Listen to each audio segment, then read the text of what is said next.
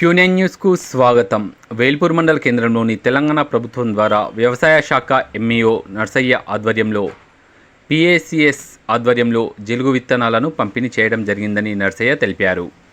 వేల్పూర్ మండల కేంద్రంలోని మోతే, రామన్నపేట, పడగల్, పచ్చాలనాడ్కూడ పరిధిలోని గ్రామాలలో జిలుగును రైతులకు పంపిణీ చేశారు.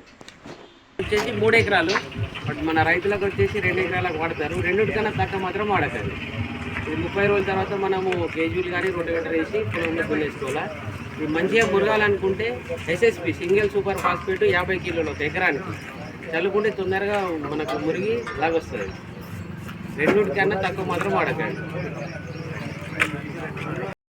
ఎప్పటికప్పుడు వార్తలను వీక్షించేందుకు Q9 న్యూస్ ని సబ్స్క్రైబ్ చేసుకోండి, లైక్ చేయండి, షేర్ చేయండి.